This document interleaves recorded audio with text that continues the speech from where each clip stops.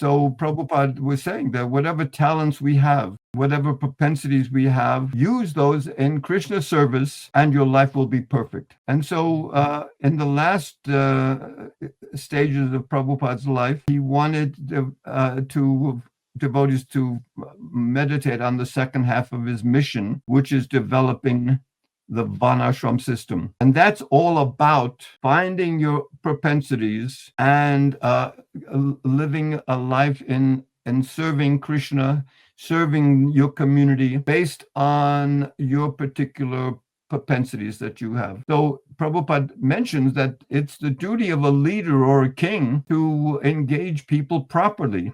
And even Krishna says in Bhagavad Gita, better to engage in your own dharma rather than accept somebody else's dharma.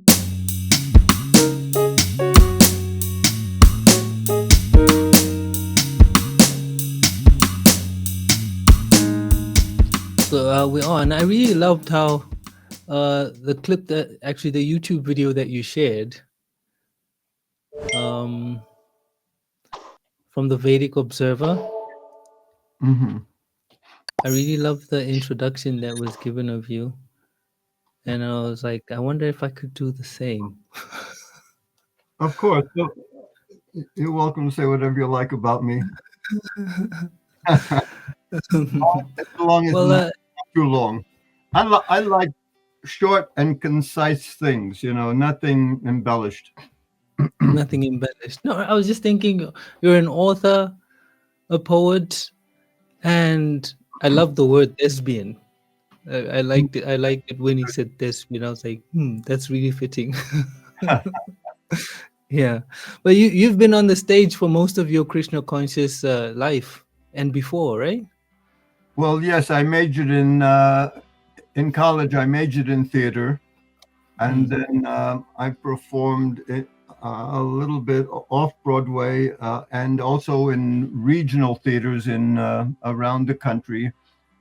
And then when I moved to New Vrindaban in 1976, I developed the theater program here, and we eventually went back to New York City, and we had a two-man Mahabharat that we performed.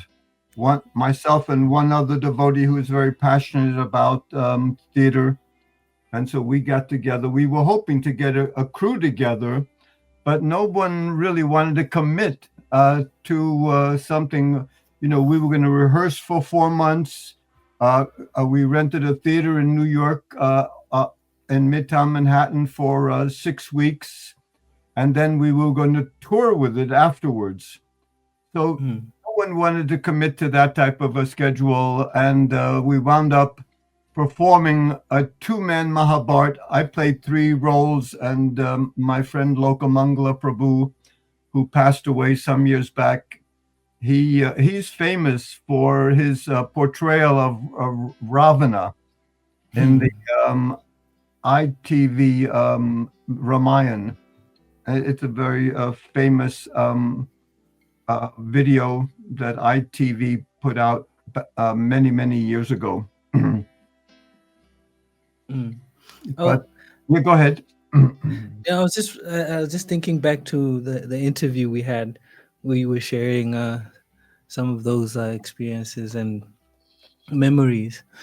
And for the past week, actually, I've just been going back to the history that kind of inspired my own creative journey, and it's rooted in the 60s, mind you. So that whole explosion, cultural explosion of music and theater and everything, and that spirit of actually doing or getting things done collectively, collaboratively, it's always been an inspiration of mine, and coming down to now and what we see in Krishna consciousness or in Krishna conscious communities, where you still have bits of that energy about, because indeed we have people such as yourself who come from that time and effort. So I was looking at it and I was thinking, as you were saying just now, back then you'd had difficulty getting people to commit, I guess it's also something that's been handed down as well. I'm seeing I'm seeing that here as well. What type of what creative activities are you involved in, other than putting out your, your magazine and Uh, well, everything that's on the magazine is everything that I'm trying to do, from okay. producing and recording Krishna conscious music, particularly genres that have to do or similar to reciting or rapping or anything of that sort. And then on top of that, I'm trying to get an open mic poetry circuit started here within Great. the network of And how ISKCON community. often does the magazine come out? Does it's you physically print it, or do you just put it up online? I do. I've got copies. I print out about 2,000, actually 5,000 copies, and Wow. then I try to distribute them as quickly as I can until the next issue comes out. I thought it would be a bi-monthly thing, and then it became a monster of its own. And when you're doing all the layout and design and sourcing the stories and all of that, it becomes a beast. So yeah, Mhm. so it's almost like every 3 months is what I'm targeting now. So you have a quarterly that you try to put out every 3 months. Yeah. But I've realized that Manukanya, my wife, keeps saying that I like taking on too much or taking a big bite and then choke No, on it. I know exactly what you mean. Sometimes it happens to me also. Commit to Mm, more than what I can actually do. mm, mm. Prabhu, you shared about 4 poems that you'd like to read today and share. Uh-huh. Uh, I I was have thinking that we about could start with a reading, and then we'll just go through each poem and discuss some of the okay. points that you shared as well. This Mm. first poem, I'm going to begin and with a poem of Prabhupada, and also end with another Prabhupada poem. And Okay. this one I wrote about 15 years ago, and it's about Prabhupada on the Jaladuta. Oh, Prabhupada, you are a treasure who has brought the treasure. You are eternally wakeful, calling the sleepers to awaken.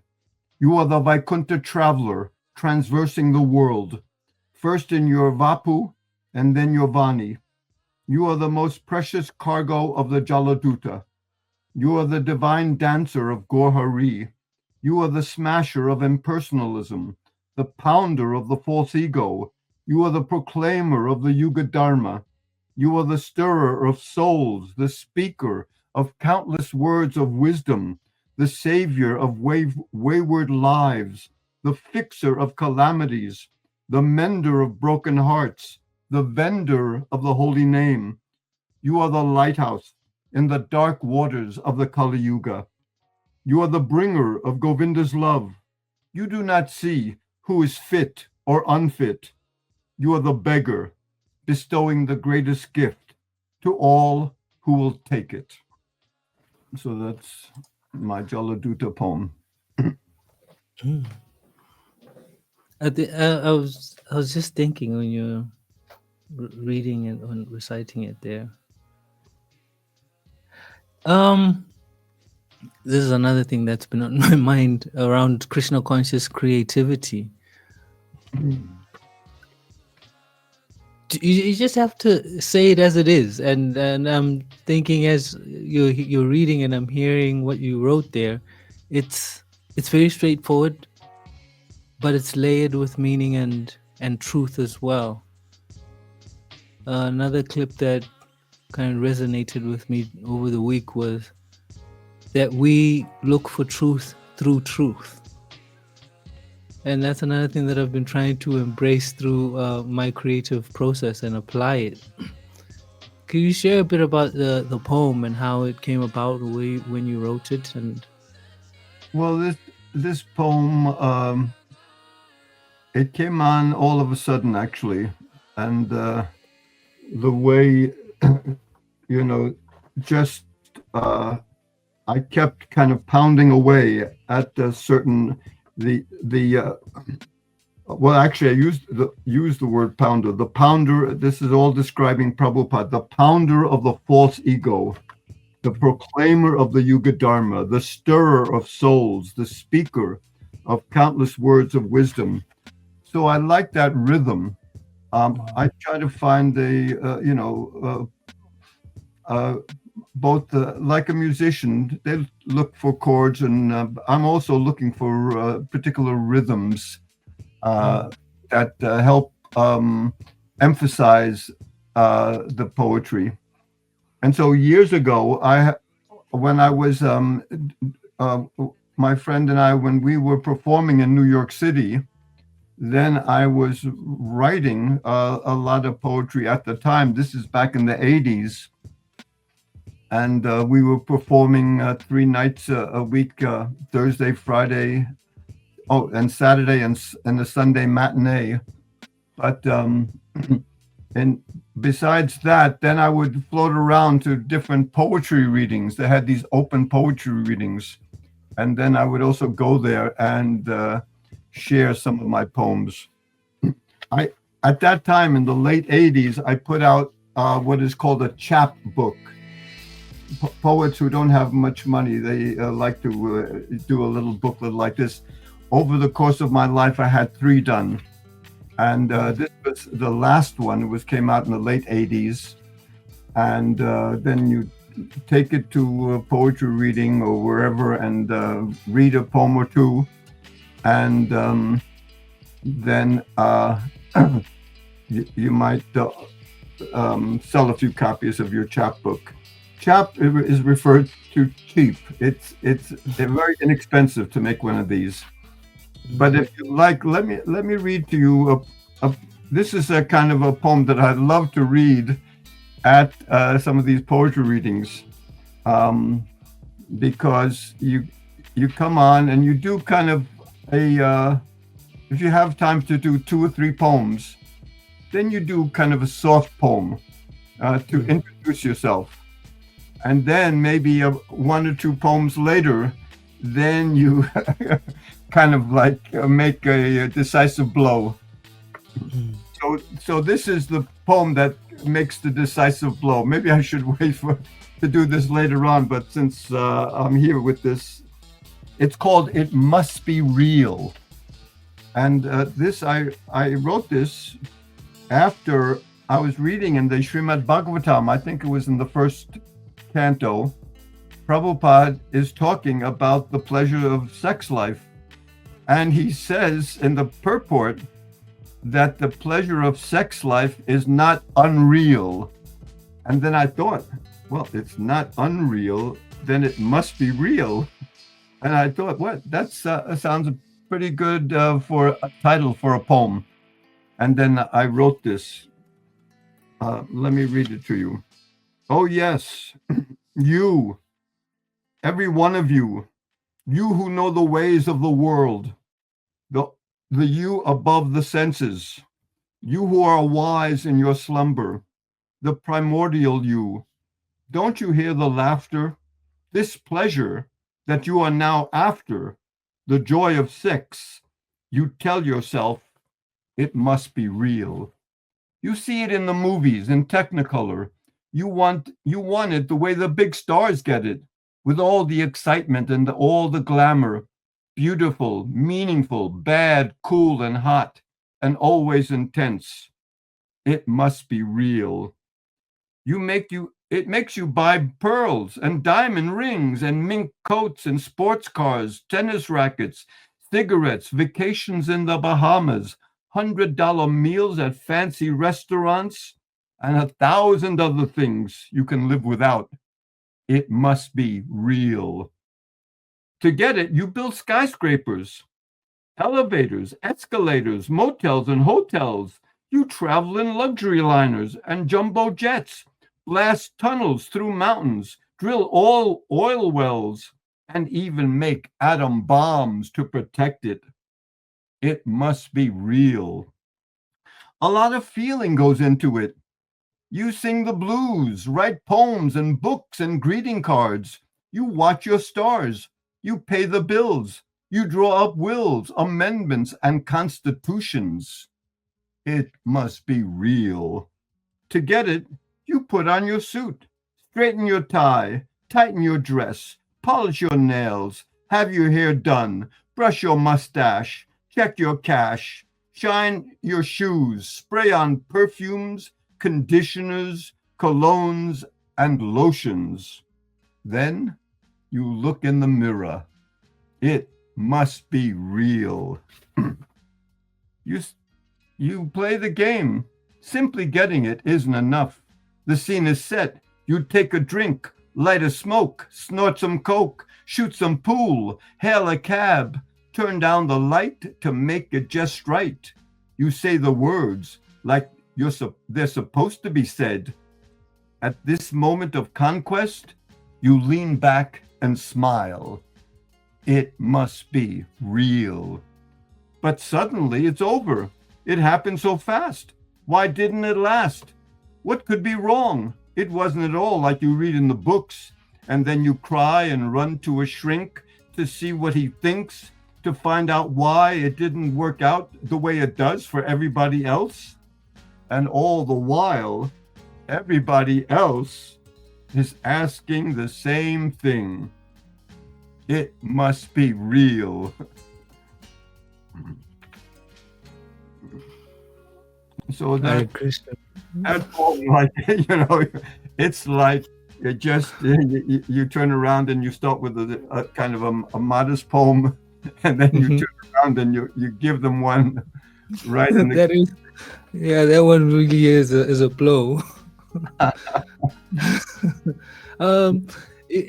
was thinking as well when you're reading that it's interesting that the first canto, I always go back to this first canto, text 1, where Prabhupada also he talks about the original sex desire and creativity as well. He touches a bit on how when the living entity comes into contact with the absolute truth, creativity is sparked, basically. And also he's talking about Adi Rasa, like the original sex desire, and how it's the drive of, basically, like you're saying, he said that it's real, it's the thing. But I'll have to check that purport again. I like going back to it. I'm attached to that one. I just want to talk about identifying our tendencies and propensities, and sharing this through Krishna conscious creativity. I find that when you write like that, like how you're like citing day-to-day events and through the activity of trying to put yourself out there so that you can be attractive and attract. Sometimes addressing it is as though you're advocating for it. How do you place it in that way? I like how you've done it, but how do you go through the process of sharing what we're going through in real time through creativity, such that you can meet people where they are? That's interesting question, because the thing is, and of course, Prabhupada had this constant presence. He was never not present.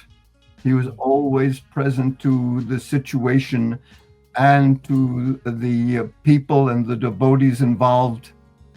And Prabhupada actually was very merciful. He wanted the good things for people. Basically, he was inclusive, and he was also empowering.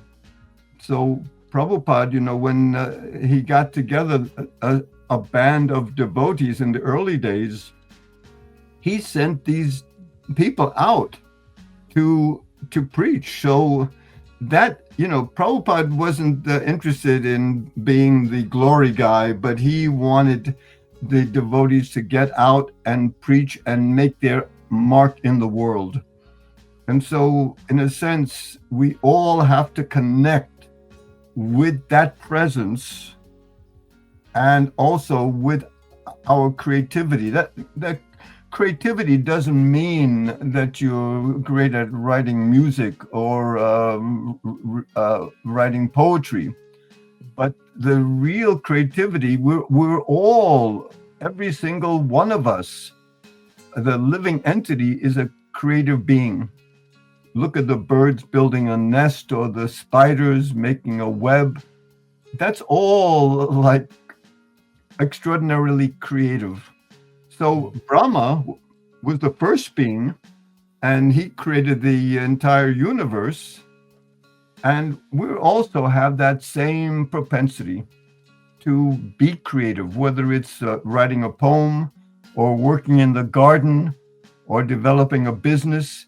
These are all creative things. And one of the things that really struck me, because in the first few years in Krishna consciousness, the idea was to just surrender. This was the main word, surrender. Go out. Prabhupada wants for us to distribute books. Of course, that's very, very crucial. And Prabhupada even wanted us to be creative in distributing books and in presenting Krishna consciousness.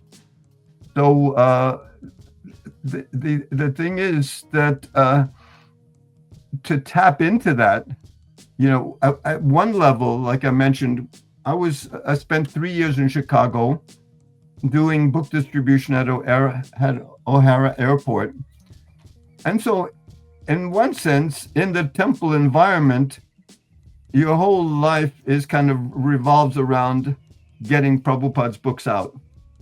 But, Prabhupada also wanted devotees to develop the Varnashram system, to create communities, and to work according to their propensities. So Prabhupada was saying that whatever talents we have, whatever propensities we have, use those in Krishna service and your life will be perfect.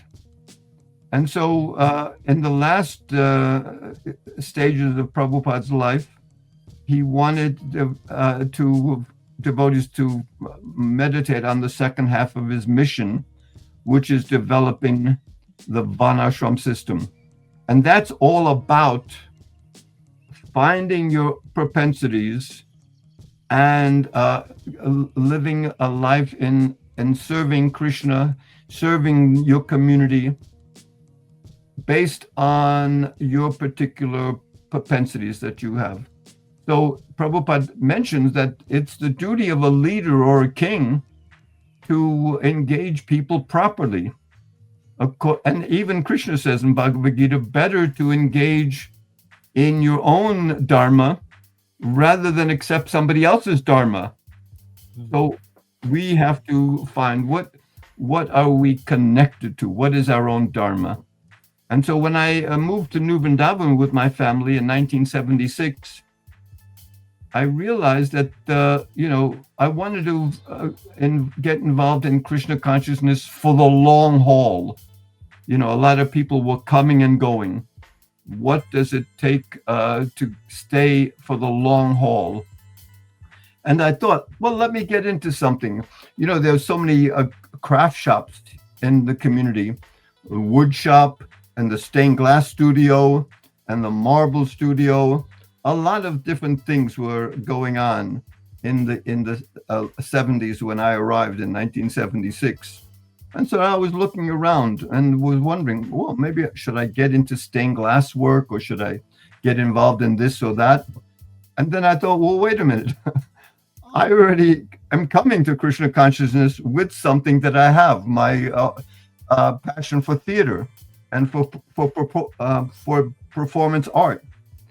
And I thought, well, let me renew that, because in the early days, the preaching was just surrender, get the books out. That's all that's necessary. But now I realized that I needed to find what my passion was. what are the roots of my propensities? And so I developed the theater program here in New Vrindavan. Loka Mangala joined me in the early 1980s. We developed plays. And so this helped me tremendously to remain fixed in Krishna consciousness. And now as I had a massive heart attack back in 1994, 30 years ago. And so the doctors didn't know how long I would live. I had a third of my heart was damaged, irrevocably damaged.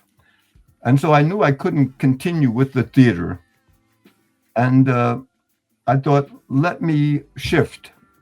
I still want to keep in touch with that dramatic element.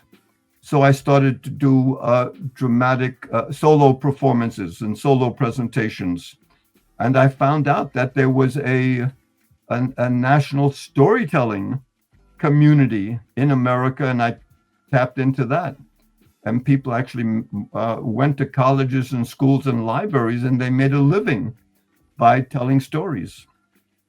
And so I was with them for many years, the National Storytelling Association.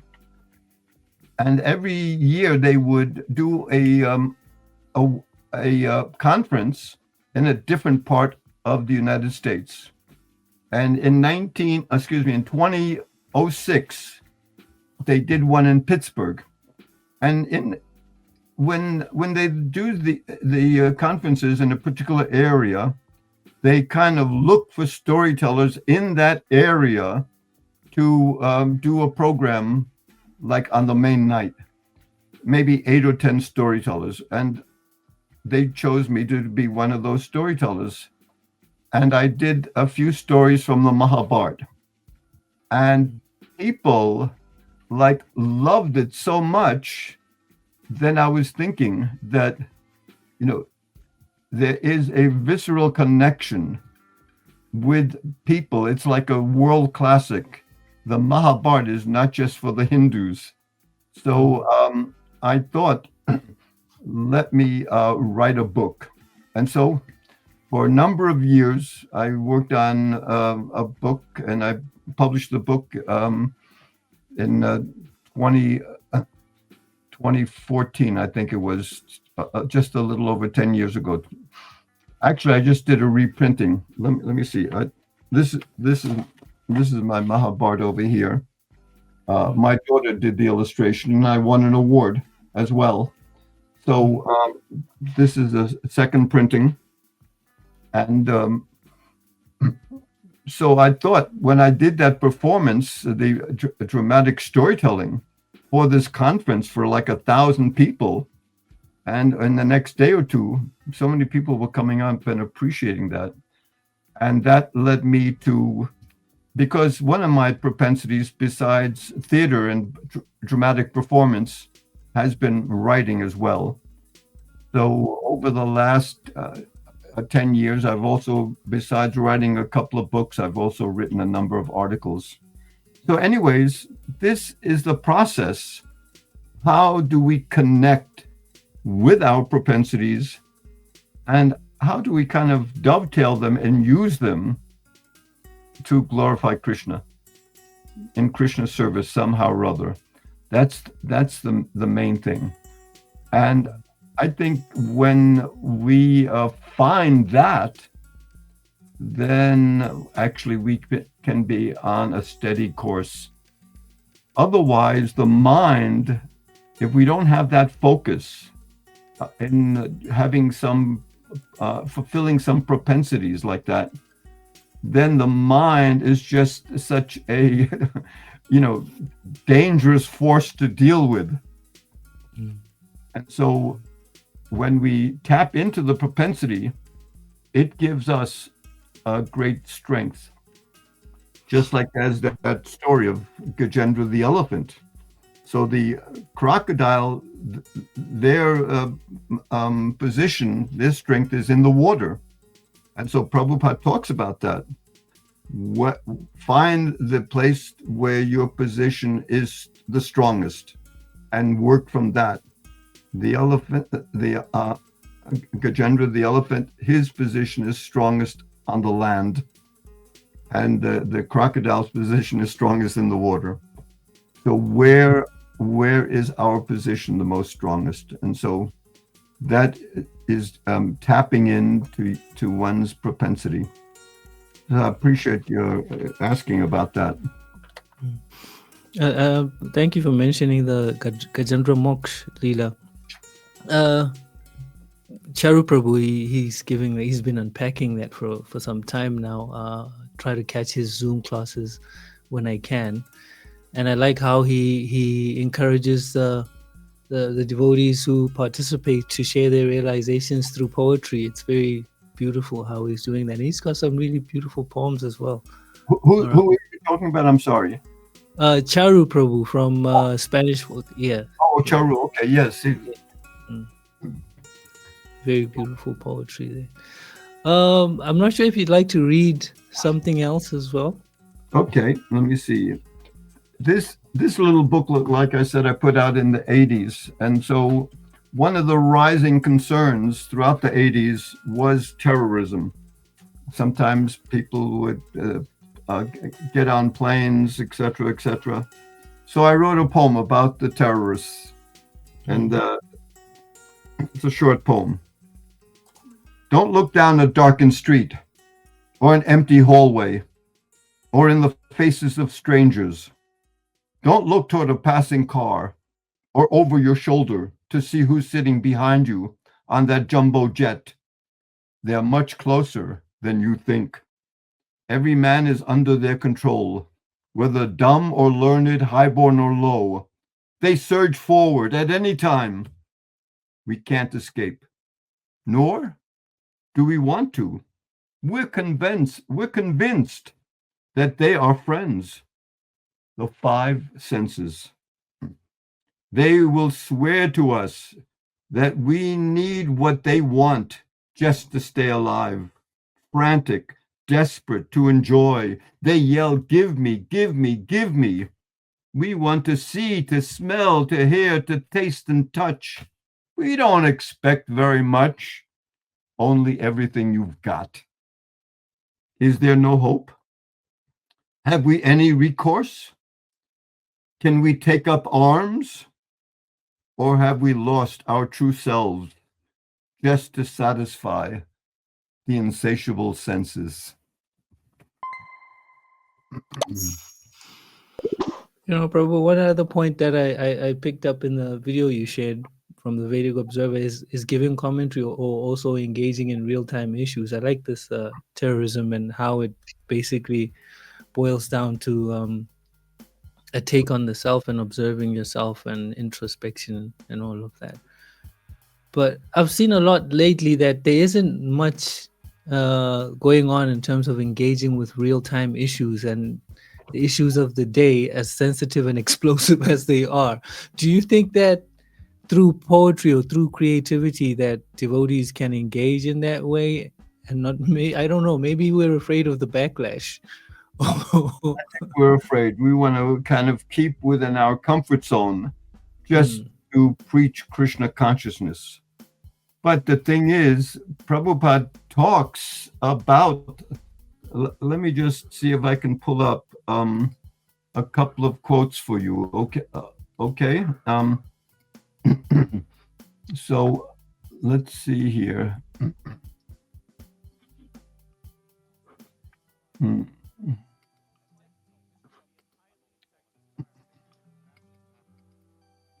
Here's a bunch of, let me just move this here. Because really, Prabhupada wants us to step our best foot forward into all aspects of society. The creative aspect, the musical, the political, the social. This is a quote from Prabhupada in 1974. He's giving a lecture in Los Angeles. We can take part in everything: politics, sociology, philanthropism, altruism. so many things they have discovered, provided by taking part in that department of activities, we advance our Krishna consciousness. That's a really profound, and you really don't hear much about that, engaging on a real level in society and culture. And especially in the West, devotees, they often wonder, how come none of the Westerners are coming? Our temples are filling up with many Indian people, and that's really wonderful. Krishna's sending, the Indian people, but how do we tap into the Western audience? And the only way to tap into that audience is to present Krishna consciousness in a relative way. How can we relate? How can the Krishna consciousness relate to their concerns? And unless we do that, we are not going to get a Western audience. Let me see if I can find another really quote over here.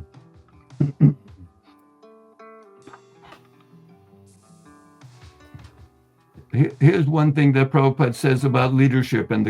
He says, the king is to see to the welfare of the citizens from all angles of social, political, economic, and spiritual upliftment.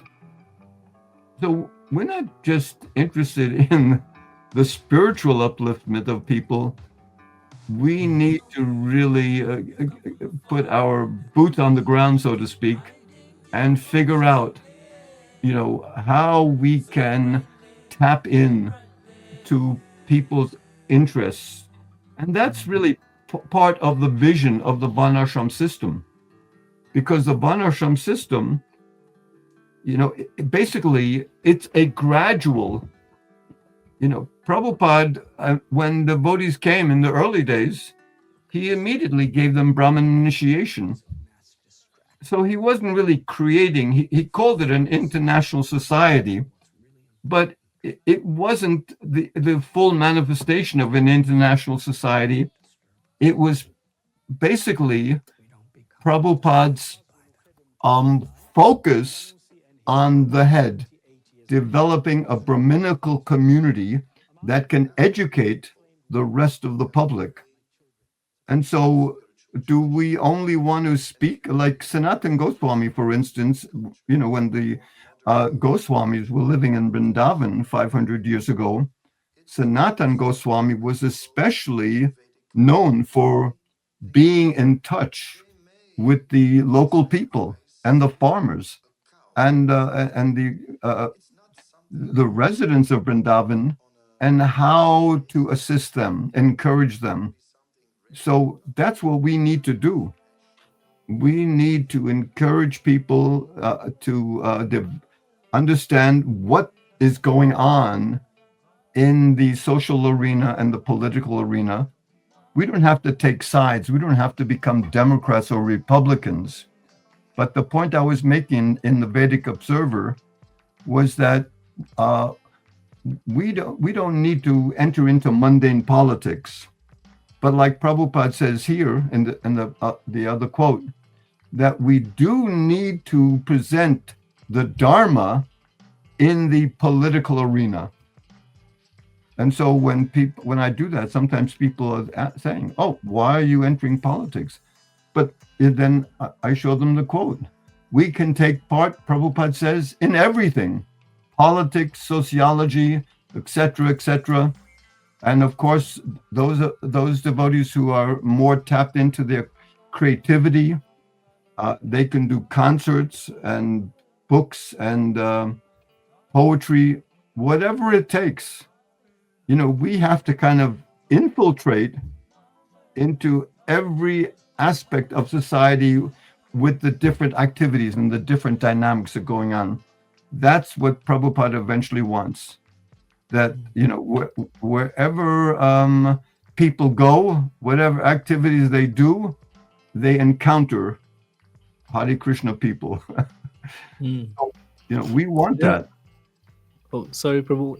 Let's talk about the fear of engaging. One of the other things that I've observed is we find that your creatives or people who have these creative propensities or other, there's another fear of leaving what is certain, your job, uh, the ability to take care of and raise a family, so now when you leave that and you come into trying to establish or grow something in community that has to do with Krishna consciousness, and in a sense also provide for your livelihood, that's another fear. And I think it's a very crippling fear. It's very great. It makes it difficult to get to people to participate.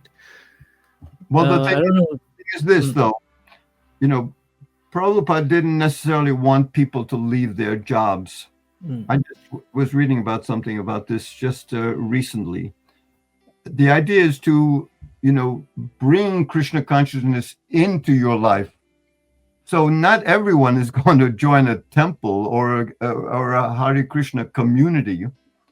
And so the other option is stay where you are, whatever you do, whatever job you have, whatever propensities you have, stay there and bring Krishna consciousness into that sphere.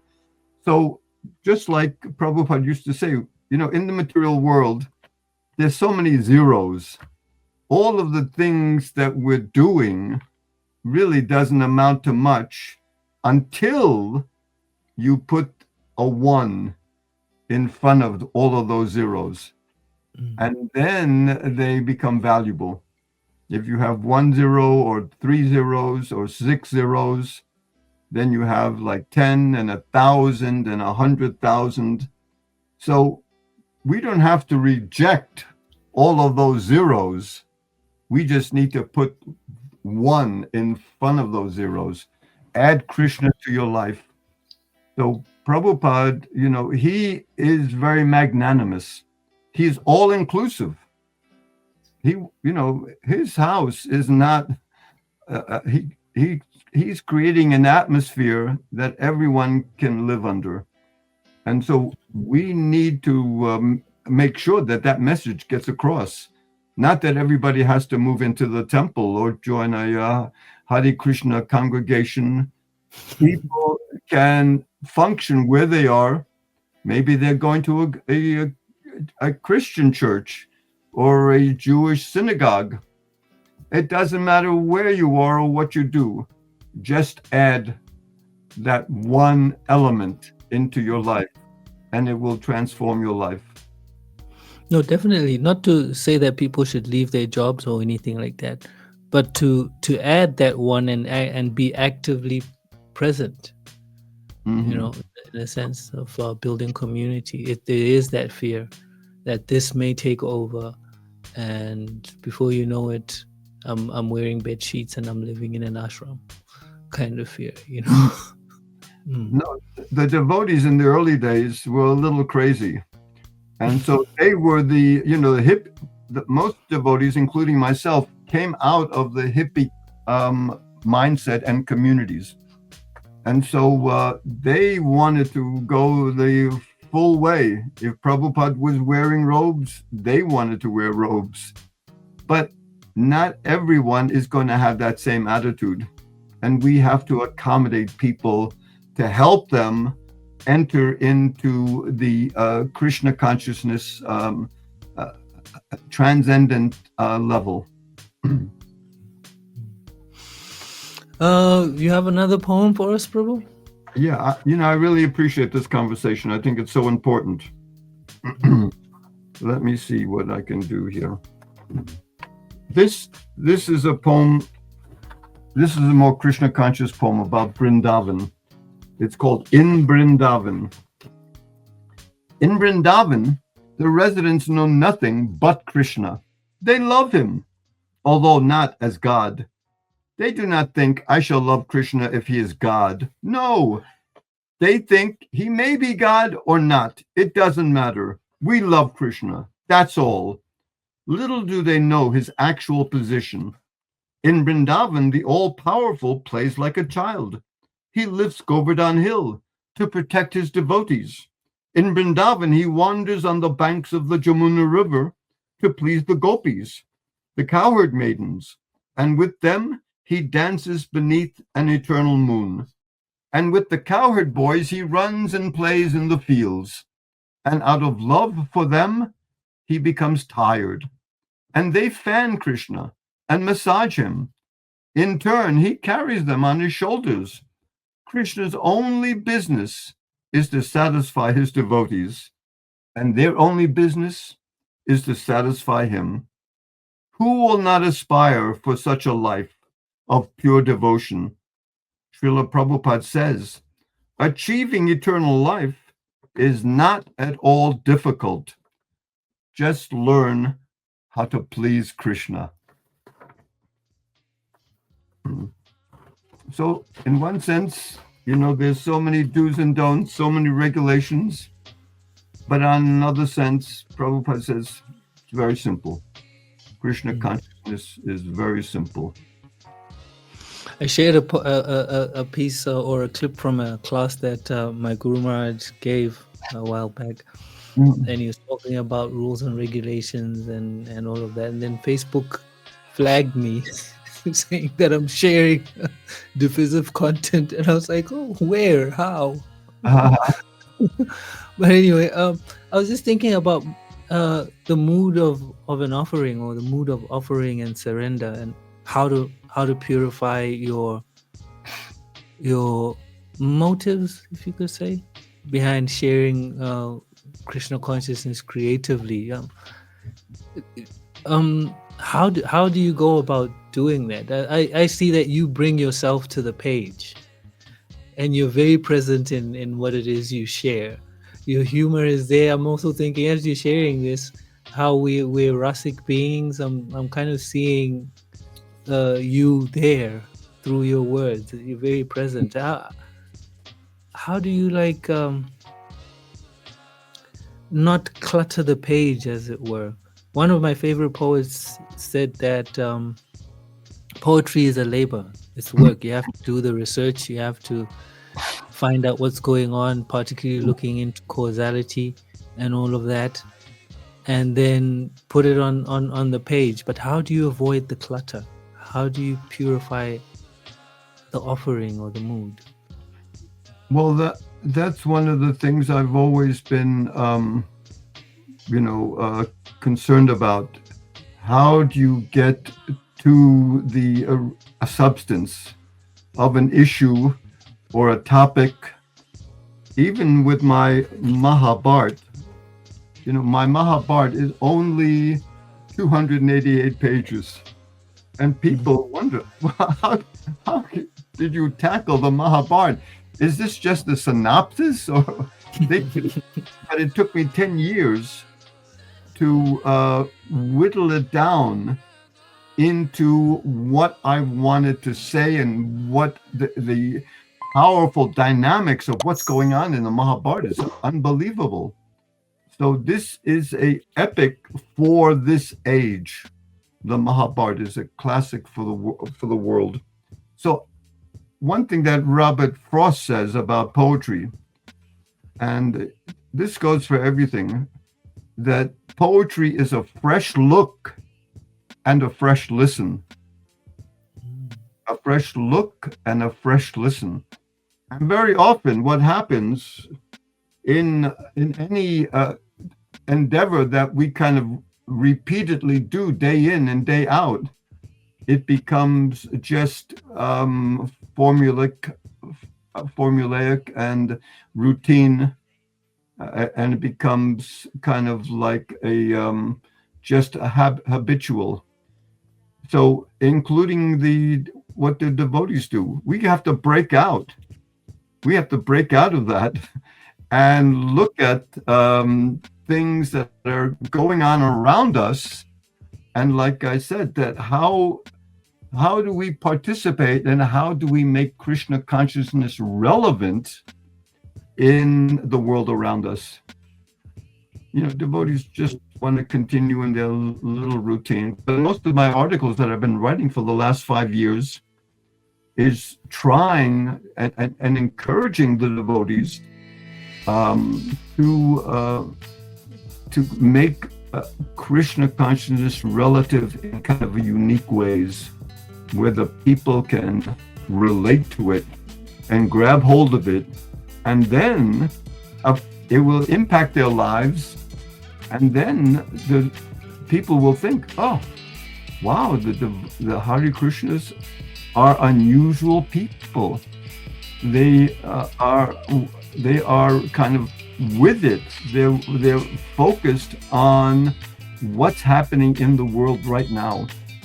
I think it was Bhaktisiddhanta, or maybe he said that, you know, whatever devotees do, they have to be the best. They have to be the best dressed. And they have to try to do whatever they're doing, make it the best that they can.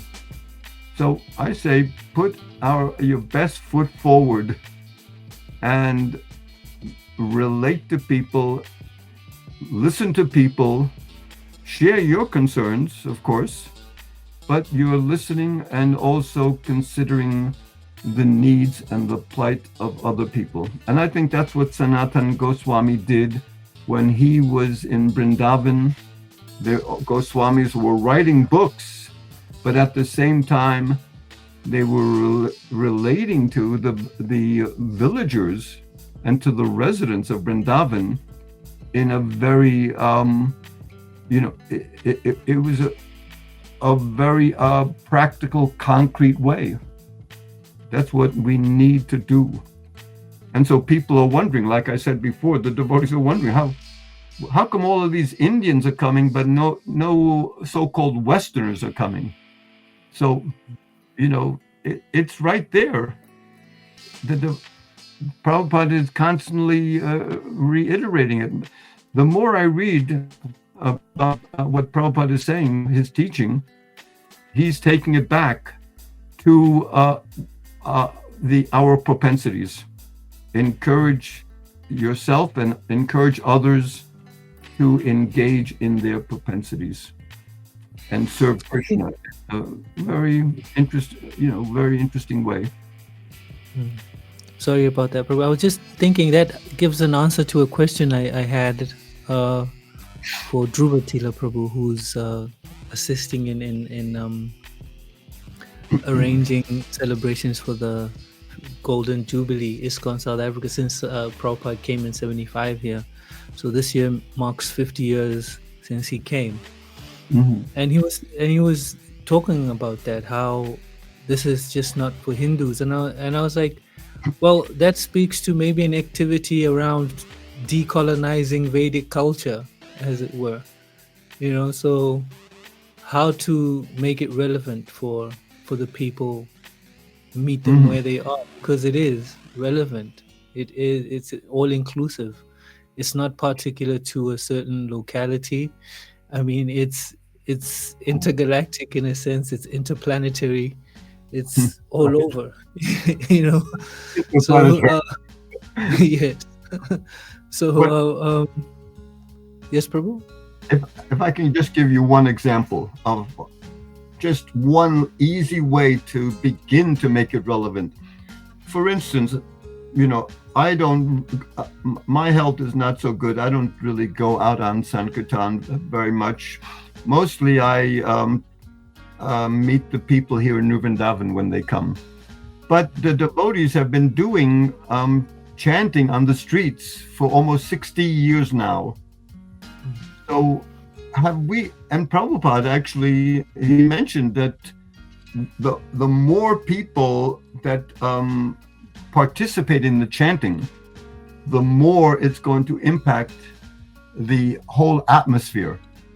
So how many are we getting, like when the devotees go out on the Harinam Sankirtan, how many people are actually joining the chanting party? You have any idea, like in Africa? Joining as in participating on the street or coming to the center thereafter? Well, just joining, participating right there on the street. You know, the Maha Mantra is the mantra for world peace. It's going to bring peace in our own hearts and it's going to help bring peace to the world. Prabhupada talks about this, and even in the 60s, when there was these demonstrations, the devotees made a flyer up that they passed out. It was called the Peace Formula. What is the Peace Formula? So my point that I'm trying to make here is that if the devotees are going out to chant the holy name, by now, after 60 years, we should be getting sizable crowds of people to join us. But the thing is that we haven't conveyed to them what the chanting is. And so what I think should happen is the devotees should print up a flyer and pass that flyer out to everyone that passes the chanting party. And that flyer can explain to people what is happening in the chanting party. It's meant for our own well-being, to encourage our own transcendent experience, to encourage peace in the world. So if people read that flyer, is that what you guys are doing out here? The chanting is supposed to be promoting peace in the world, and the more people that engage in the chanting, that vibration is going to impact everything else.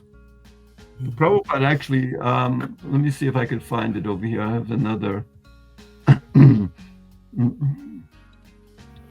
While you're looking for that, there's a devotee actually. I wanted to do a story on his efforts with the On Chanting Hare Krishna pamphlet. Hopefully, I'll be able to talk to him. He's been doing this for years. For some reason, his name is not coming to mind, but it's right there at the tip of my tongue. Yes, he's been doing that for years, and it's quite an effort. Yeah, he puts his earnings into that. That's what he does. What does he do? Did you say? He prints. He's the devotee behind the On Chanting Hare Krishna pamphlet. His name starts with a P. Krishna. Why is my mind it's just shutting down? Prahlad? No. Okay, but the thing is, we need a little giveaway, a little flyer, or Christians call it a tract, where they can give it away easily to anyone and everyone. Usually the chanting party has one or two other devotees peripherally trying to distribute Prabhupada's books. And so you may get some people taking Prabhupada's books, but everybody that walks by should get a flyer explaining what the chanting is about, and to invite people next time they see the chanting party, next time we invite you to join in. Don't be shy, don't be reluctant to join in. So when people get that information and that invitation, usually people are walking by. It's kind of an interesting phenomena, the chanting, but people they don't want to get too involved. They may stop for a few moments. They'll walk by around the periphery, but we want people to get involved, right? Definitely. But after 60 years, how many people are just stopping on the street and spontaneously participating? We haven't conveyed to the public what the importance of the chanting is. Once they understand, they'll be more inclined to participate. That's just one little thing. And so Prabhupada tells us that we need to rack our brains to see how we can promote Krishna consciousness. So that, everyone everywhere, we need to rack our brains. And that's just one little thing. Make a flyer and invite people to participate in the chanting of the holy name. Participate in Lord Chaitanya's Sankirtan movement. He'll be so happy. Chaitanya Mahaprabhu will heap great blessings on those that participate like that. Definitely. I believe you have one more poem to share, Prabhu. Okay, do we have that time? So we've been on here for almost an hour, I see. But Yes,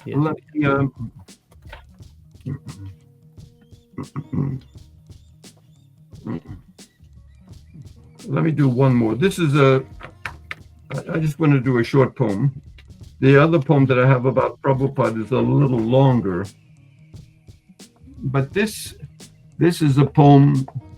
Again, some of these poems are something that I've read that Prabhupada has said, and I may lift a little point about that Prabhupada has made, and then place it in the poem somewhere. So this is about, it's called The Way. Prabhupada talks about this. The powerful sun evaporates the salt water, leaving the ocean its salt. Clouds form and are driven by the forceful winds through electric skyways to mountain peaks where the clouds empty their weight. Some of the water is stored on the peaks as snow and ice to be used later, and some of it runs down into streams and creeks and rivers, where it is used by men and animals to drink, to bathe, to play, and cook. Then it journeys on, merging into the great waterways, which finally lead it to the sea. There again, the water is preserved by salt, waiting to be evaporated by the sun.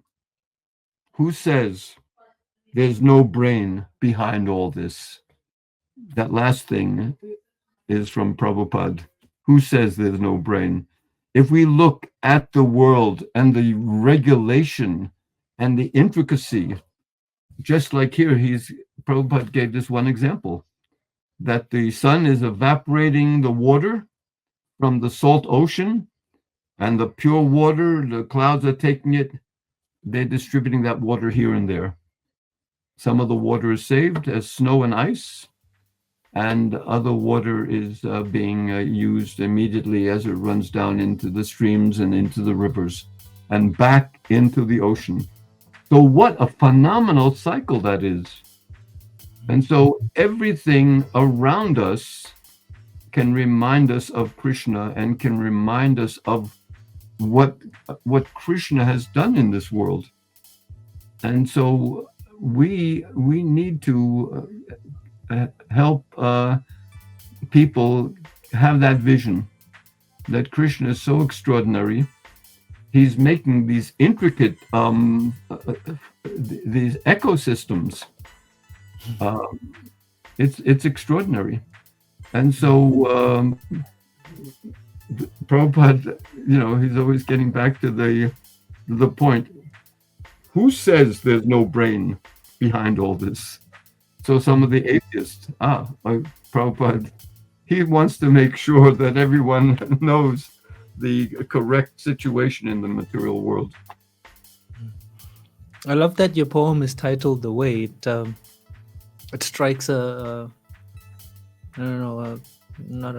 point actually that where one of my favorite authors as well wrote a book titled 2000 Seasons, Aikwe Ama, where he keeps referring to the way of reciprocity, going back to the way. And now that you're talking about ecosystems, they're reciprocal systems.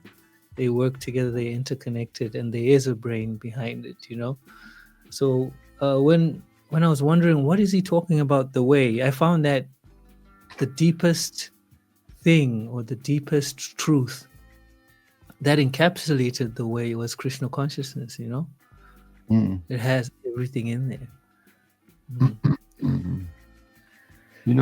Everything, there's order to everything, and there's regulation. In civilized culture, there has to be regulation.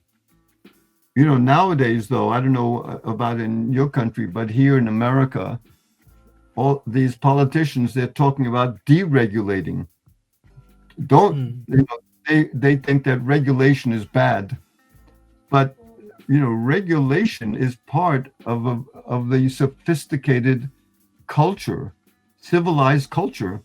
Once you begin to deregulate, what you're doing is depriving the citizens of the protection that the government needs to provide the citizens of certain protections, economic protections, health protections. We don't want industries spewing their waste into the air and into the water.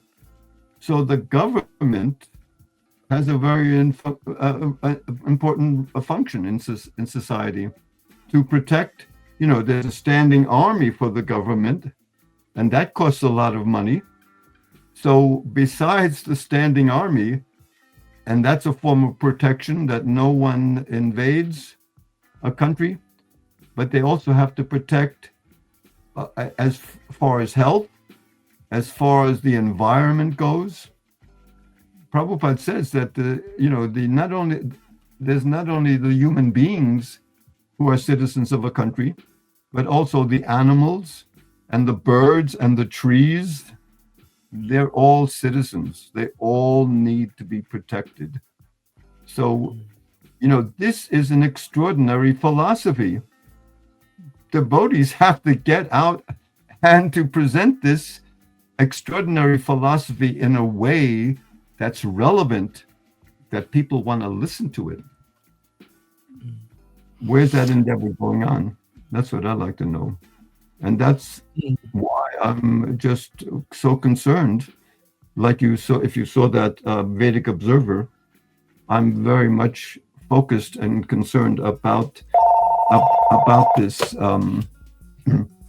about this issue, how to make Krishna consciousness relevant. Prabhu, that's a hard line you have there. I haven't heard of a phone ring for years. No, I have a phone, a home phone in my house here. Yeah. Wow. My wife has a cell phone, but I don't have a cell phone. It's just too hard to juggle all of these different things. In the material world, I'm a pretty simple person. I just have a few issues that I focus on. I'm not like a multitasker. I have a few issues that I think are important, and I just kind of like try to meditate upon how I can incorporate those into my life, and how can I inspire other people. And you're doing. I love your work. You're doing fantastic work yourself in South Africa. You had come from another country. I think you mentioned one time. And from Botswana. Yeah. And so you're comfortably situated in South Africa, you and your wife? Yeah, comfortably here. Good. So Prabhupada says that, he has made us fortunate. Now we have to go and make others fortunate as well. Definitely. And so you're printing up 2,000 copies at least of your newsletter. And so that people need to know that they can be included. There's a place for them in Krishna consciousness where they don't have to bend their lives and alter their lives all that much. People need to be reassured of that. And so the thing is, Prabhupada was inclusive, he was empowering, and he also was relevant. When he came, the last time he came to Chicago, I think he saw a Time magazine, and the cover says crime, why, and what to do. And so he met with a Chicago official, a police officer, and they talked about that crime, why, and what to do. And out of all of the different acharyas in the past, when Prabhupada started his Back to Godhead magazine in the 1940s, he addressed very relevant issues. None of the other acharyas in the past, they were always stuck very closely to Krishna consciousness. But Prabhupada, he quoted people, politicians, he quoted other people. He wanted to show how Krishna consciousness was relevant. In the 1950s, there was the space, what is that called? The satellites. The launch, what was that? Yeah, but anyways, here Prabhupada came out with a book, Easy Journey to Other Planets. So he framed this whole space exploration and satellite going around the Earth. He framed it very skillfully, Easy Journey to Other Planets. And then there was a time when Prabhupada was planning to go to some conference. He was invited to some conference in Japan. And in Japan and the Oriental mind, they're focused on nature. The haiku is a very simple poem, but there's elements of nature in all haiku poems. And so Prabhupada, let's see, before he was planning to go, but before he went, he wrote the Light of the Bhagavat. And so the Light of the Bhagavat is taking a chapter from the Srimad Bhagavatam, and it's all about the lessons we can learn from nature. So how relevant, Prabhupada was in tune with these things. He understood the Oriental mindset, the Asian, the Japanese, and that part of the world. He understood their mindset and their important connection to nature and what can be learned from observing nature. And Prabhupada wrote this book. Of course, he never got to that conference, but you can understand how Prabhupada was constantly trying to make Krishna consciousness relevant to people wherever he went. It's mind-boggling what efforts that Prabhupada took, and sometimes those efforts met with complaints from his god brothers. Why are you doing this and that? But Prabhupada just barreled on through all of the complaints, and I think he would have done even more, but his health was failing. Definitely. Prabhu, thank you very much for coming on and sharing your wonderful poetry and realizations. I really appreciate having had the opportunity and blessing of your association. And I hope that I'll have more as we go along. Prabhu, let's keep in touch. And I certainly appreciate your articles on ISKCON News. Keep putting those articles out, making them relevant. Get out the nectar as much as possible. Thank you so much for your service to Prabhupada. Thank you, Prabhu. It's with the blessing of the devotees that it's even possible. And thank you for inviting me to share my poetry. It's a pleasure always to connect with you. Thank you so much. Hare Krishna. Jai Radhe, Hare Krishna. All glories to Srila Prabhupada.